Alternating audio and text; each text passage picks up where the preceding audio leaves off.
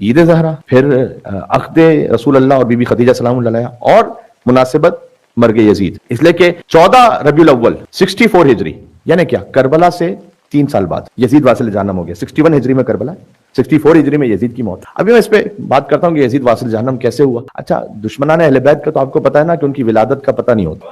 ہاں، یزید وہ ملعون ہے کہ جس کی موت کا بھی پتہ نہیں۔ ایک تو ہوتا ہے کہ ولادت کا نہ پتا ہو، وہ تو کسی کا نہیں پتا، لیکن یہ کہ جس کی موت کا بھی نہ پتا ہو کہ بالآخر ہوئی کیسے۔ لیکن 2-4 اقوال ہیں تاریخ میں جو میری نگاہ میں ہیں اس وقت۔ مثلا یہ کہ خود اس کا ایک شوق یہ تھا، چونکہ رسول اللہ نے جو خواب دیکھا تھا شجرہ ملعونہ والا، جس کا ذکر قرآن میں وما ارينا الرؤيا التي الا اريناك فتنة للناس والشجرة الملعونة في القرآن، یہ سورہ اسراء کی آیت۔ کہ حبیب ہم نے جو آپ کو خواب دکھلایا ہے نا، یہ امتحان ہے لوگوں کے لیے، اور اس خواب میں ذکر ہے اس شجرہ ملعونہ کا کہ جس کا ذکر ہم نے قرآن میں کیا ہوا۔ یہ رسول اللہ نے خواب دیکھا تھا کہ ممبر پر بندر ناچ، تو رسول اللہ بڑے غمگین ہوئے۔ اس بارے میں گفتگو کر چکا ہوں۔ شجرہ ملعونہ کا ذکر بھی قرآن میں، شجرہ مبارکہ کا ذکر بھی قرآن میں۔ میں نے جو آیت پڑھی آپ کے سامنے سورہ ابراہیم کی آیت ہے، اس میں شجرہ خبیثہ کا ذکر ہے۔ وَمَثَلُ كَلِمَةٍ خَبِيثَةٍ كَشَجَرَةٍ خَبِيثَةٍ، ایک کلمہ خبیثہ ہے، ایک کلمہ طیبہ ہے، ایک کلمہ خبیثہ ہے، جس کی مثال شجرہ خبیثہ کی جیسے اُجْتُثَّتْ مِنْ فَوْقِ الْأَرْضِ۔ اللہ نے مثال یہ دی ہے کہ یہ شجرہ خبیثہ وہ ہے کہ جو زمین پر اوپر اگ تو جاتا ہے، کہیں نہ کہیں جھاڑیاں تو نظر آتی ہیں نا، مَا لَهَا مِنْ قَرَارٍ،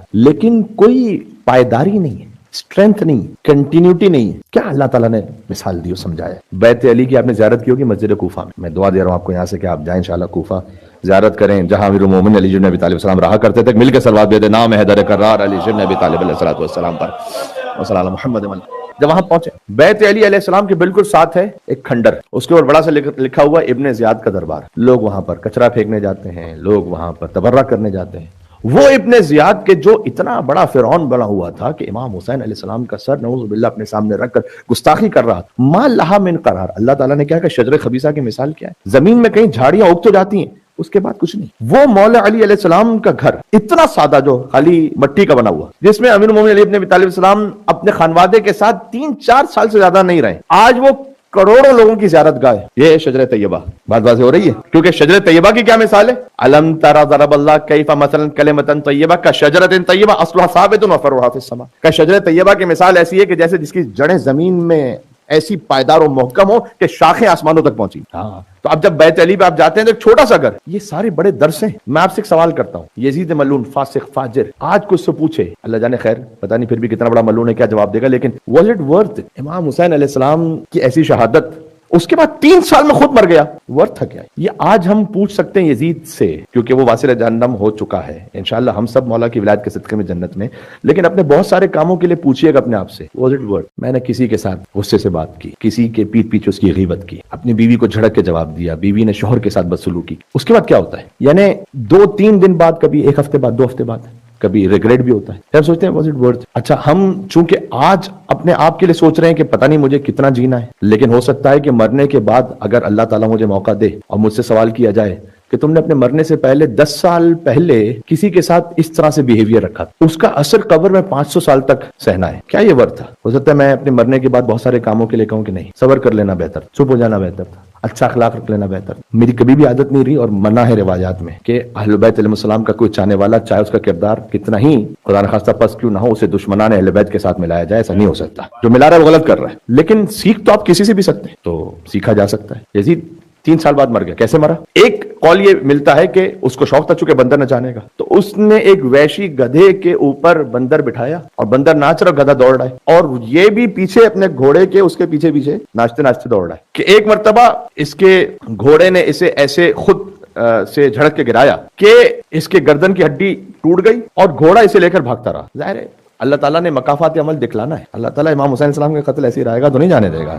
ابو عبداللہ حسین السلام کا معاملہ ہے، اور یہ جو وہ معاملہ ہے، لوگ ہم سے یہ کہتے ہیں کہ قاتلان حسین کا مذہب کیا تھا، کہ وہ شیعہ وہ یا تو نہیں تھے۔ میں کہتا ہوں مذہب تو انسانوں کا ہوتا ہے، کتوں کا کہاں سے مذہب ہوتا ہے کہ تم بات کرنے لگے، ہے نا؟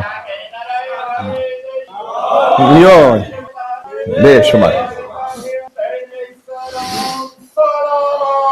اللہم صلی علی۔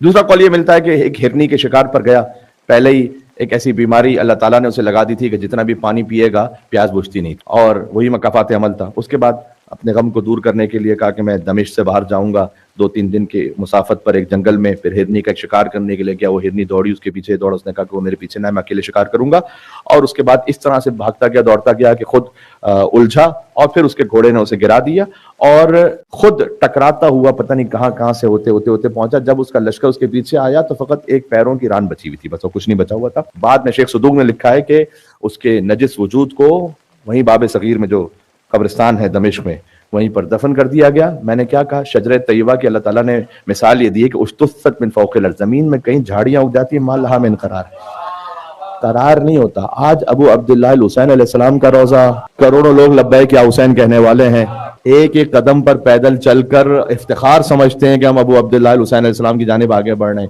خدا کی قسم حسین نے فطرت کو بدل کے رکھ دیا. فطرت کو پتہ کیسے بدلا حسین نے؟ میں بہت سادہ سی مثال دوں آپ کو. دنیا جہاں میں پیدل چلنے والا وہ گاڑی میں بیٹھنے والے کو دیکھ کر حسرت کرتا ہے.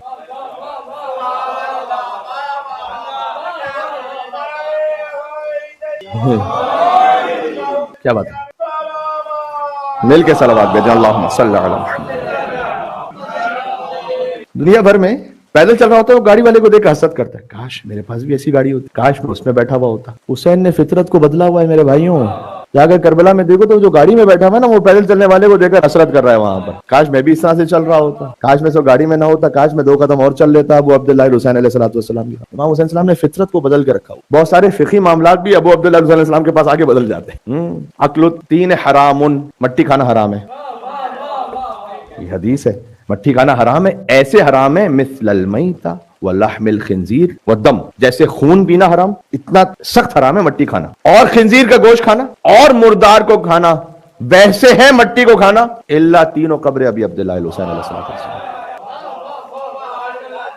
میں جملہ کہنے لگا ہوں، انشاءاللہ مجھے امید ہے کہ آپ اس جشن کے کیفیت میں آپ اس کو قبول فرمائیں گے.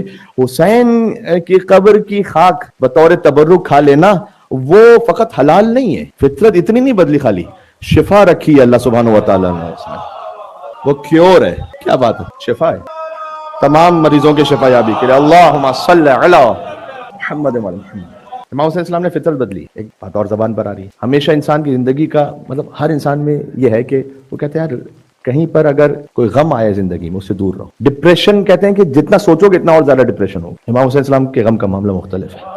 وہ ڈپریشن نہیں ہے وہاں پر، وہ ڈپریشن کا خاتمہ ہے وہاں پر کہ جب آپ روتے ہیں امام حسین علیہ السلام کے غم میں. کیف اصف حسن ثنائکم، یہ زیارت جامع کبیرہ کا جملہ ہے. میں آپ کی ثنا کے حسن کو کیسے بیان کروں. ایک دفعہ ہوتا ہے ثنا کو بیان کرنا، خیبر، خندق، ہجرت، کربلا، یہ ان کی ثنا ہے.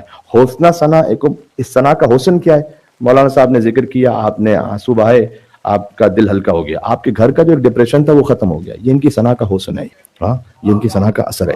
امام حسین السلام نے بہت سارے معاملات نظام بدلے ہوئے ہیں. آپ ویسے گریبان چاک نہیں کر سکتے، لیکن غم امام حسین السلام میں آپ چاک کرتے ہیں گریبان. میں نے کہا نا کہ بہت سارے فقہی معاملات، بہت سارے اور معاملات یہاں پر آ کر بدل جاتے. اللہ تعالیٰ نے امام حسین السلام کے لیے اہتمام رکھا. تو بہرحال اللہ سبحانہ و تعالیٰ نے جب امام حسین السلام کے لیے اہتمام رکھا تو قاتلوں کا جو انجام تھا وہ بھی اتنا عبرتناک کہ آج امام حسین علیہ السلام کے حرم میں نے کہا جگہ نہیں ہے. کروڑوں لبیک یا حسین کہنے والے جن کی تمنا یہ ہوتی ہے کہ 40 کے دن ہمیں ایک جھلک مل جائے ذریعہ. یزید ملعون بھی شام میں ہے. اب چونکہ جشن ایسا ہے تو میں مجبور ہوں جملہ کہنے پر کہ اس کی قبر مثانے خالی کرنے پر تو استعمال ہو سکتی ہے، باقی کسی اور کام میں استعمال نہیں ہو پاتی ہے نا.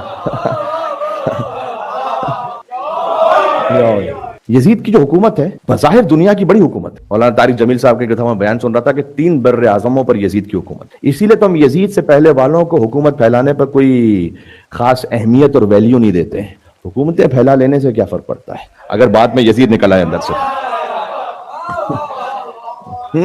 اندر سے اگر یزید نکلا ہوا ہے تو اسے کیا فرق پڑتا ہے. تو یزید کی حکومت ہے 3 کانٹیننٹس پر. آج جو بڑے بڑے کنٹریز ہیں اس کا ایک ایک صوبہ ہے. عراق آج پورا کنٹری ہے، یزید کا ایک صوبہ ہے. ایران ایک پورا کنٹری آج یزید کا صوبہ ہے. کیوں؟ اس لیے کہ جبھی تو رہ کی حکومت کا وعدہ کر رہے ہیں ہمارے ساتھ سے. رہ کہاں پر ہے؟ تہران کے ساتھ ہے. مصر کنٹری آج ہے، اس کا ایک پروونس ہے. تو یہ گورنمنٹ ہے یزید. یہ تو عزاداری امام حسین کا معجزہ ہے کہ یزید جیسے بادشاہ کا نام آج گالی بنا ہوا ہے. ہاں یہ امام حسین علیہ السلام کی عزاداری کا معجزہ ہے. ہاں ورنہ اپنے وقت کا بڑا بادشاہ ہے. تو آج ہندو کو بھی یزید کہہ دو تو برا مانتا ہے. ایک موقع پر کہا تھا امام حسین علیہ السلام سے محبت کرنے والے دنیا کے ہر مذہب میں، یزید سے محبت کرنے والے فقط مسلمانوں میں.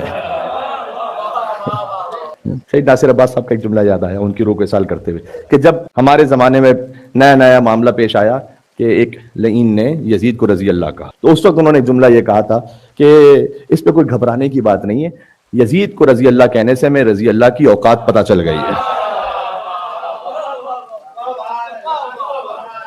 اس کی تشریح میں تھوڑی سی اپنے طور پر اور کر لوں، کیوں میں نے دیکھا تاریخ ابن شام میں، تاریخ خلدون میں، تاریخ طبری میں مولانا مودودی نے لکھا کہ یزید قاتل النفس المحترمہ، آپ کہہ رہے رضی اللہ، یزید شارب الخمر، آپ کہہ رہے رضی اللہ، یزید زانی، آپ کہہ رہے رضی اللہ، یزید محرم نامحرم میں فرق نہ کرنے والا، آپ کہہ رہے رضی اللہ۔ تو مجھے اتنا سمجھ میں آیا کہ جس سے بھی آپ رضی اللہ کہیں، مجھے کھول کے چیک کرنا پڑے گا کہ کہیں قاتل تو نہیں ہے، کہیں یہ تو نہیں ہے، کہیں وہ تو نہیں ہے۔ یہ تو معاملہ بڑا اپنے مسلمانوں سے غلطی ہوئی ہے کہ انہوں نے، یزید کیا ہے پتہ ہے، یزید کے پاس ہے خلافت کو لیجیٹیمائز کرنے کے لیے جتنے پاسبل آپشنز ہیں مسلمانوں کے پاس، وہ سب یزید کے پاس، ذرا غور کیجیے گا۔ اس لیے کہ ایک طریقہ ہے مسلمانوں میں کہ ووٹ، اجماع، 36 ووٹوں سے تو خلیفہ بن جاتا ہے، سقیفہ سنا رہا ہوں آپ کو، 36 ووٹ کافی ہوتے، وہ بھی ادھر ادھر سے کیسے بنے اس کی تاریخ۔ تو اسی لیے تو ہم فخر سے کہتے ہیں کہ علی کو ووٹوں سے خلیفہ نہیں بنایا گیا۔ تو ایک ہے طریقہ اجماع، چاہے وہ سو کالڈ اجماع چلیں یہ کہہ لیں، دوسرا ہے استخلاف، ایک دوسرے کو اپوائنٹ کرے۔ تعجب نہیں ہے کہ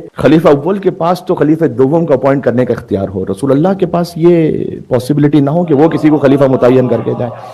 تیسرا طریقہ یہ ہے کہ ایلیٹ کمیٹی شورا جو یہ ڈیسائیڈ کرے کہ کون خلیفہ ہوگا، یہ تیسری خلافت کی بات۔ چوتھا ایک لفظ ہے قہر و غلبے کا، یہ خود مسلمانوں نے یوز کیا کہ جس کو ہم کہتے ہیں نظریہ ضرورت، پاکستان میں کافی یوز ہوتا ہے۔ نظریہ ضرورت کا مطلب یہ ہے کہ ایک حاکم تو آ گیا ہے، اب عدالت اس کو ریموو نہیں کر سکتی، اب مان لو اسی کو مان لو، یہ ہے نظریہ ضرورت۔ تو یہ قہر و غلبہ، ویسے تو اول الامر تھا باپ، لیکن چونکہ بیٹے نے باپ کو قتل کر دیا تو اب نظریہ ضرورت یہ ہے کہ وہ گزر گیا، اب قاتل کو اول الامر مان لو۔ یزید کے پاس یہ سب کچھ ہے۔ یہ جو مسلمان بڑے میٹھے بن کے کہتے ہیں کہ یزید غلط تھا، انہیں پتہ ہی نہیں کہ وہ کہہ کیا رہے، اگر پتہ ہوتا تو شاید ان کے مولوی یہ جرأت نہ کر پاتے۔ اس لیے کہ یزید غلط تھا کا مطلب ہے کہ جس سسٹم سے آیا تھا وہ سسٹم غلط تھا۔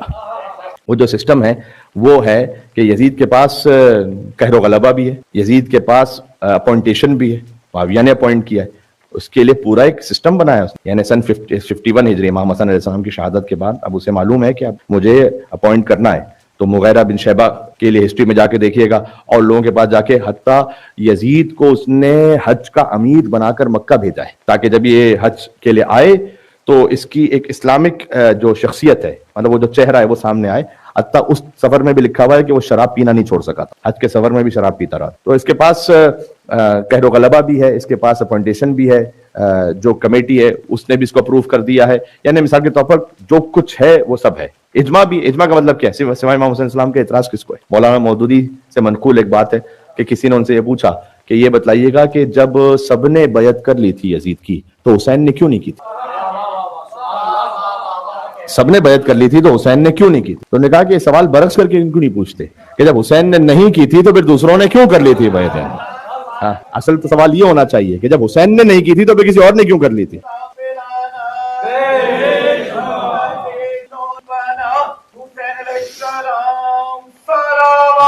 اللہم صلی علی محمد وعلی محمد۔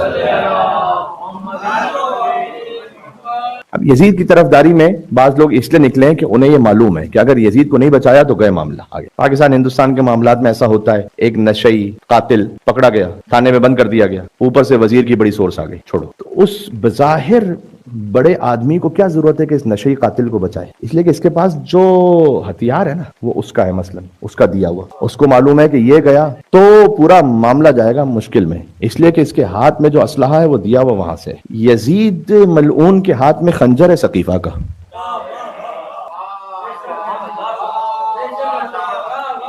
ہاں، تو اگر یزید کو چھوڑ دیا تو معاملہ اوپر تک جائے گا۔ تو یزید کے پاس سب کچھ ہے، یعنی خلافت کے معاملے کے لیے اس کے پاس جو کچھ اصول آپ کے طے شدہ ہیں وہ ہے اس کے پاس۔ خاطر ہے کہ ایک اچھی مثال دی جاتی ہے، مولانا مرحوم منتظر عباس نقوی صاحب بھی اس کو اپنے انداز میں دیتے تھے، کہتے تھے کہ یہ جو سقیفہ ہے اس کا کڑوا پھل سامنے آیا یزید کی صورت میں تو لوگوں کے لیے بڑا کلیئر ہو گیا، کلیئرٹی آ گئی کہ دیکھو یہ پورا نظام کیا چل رہا تھا۔ جیسے مثال ایسی ہے جیسے ایلمنٹ ٹریز ہوتے ہیں، اب اس ایلمنٹ ٹریز میں کبھی کبھار یہ ہوتا ہے کہ ایک درخت ہے، وہ درخت بظاہر دوسرے درختوں جیسا ہی ہے، لیکن جب یہ درخت پھل دینے قابل ہوا تو کڑوی بادام آ گئی، تو کیا کرتا ہے وہ مالی؟ وہ اس درخت کو نکالتا ہے، اس لیے کہ یہ درخت نقصان دہ باقی درختوں کے لیے۔ تو اگر اس کڑوی بادام سے پہلے اسے اکھاڑ دیا جائے تو ہو سکتا ہے کچھ نہ سمجھ لوگ یہ کہیں کہ جناب یہ بھی تو دوسروں جیسا ہی ہے، کیا مسئلہ کیا ہے؟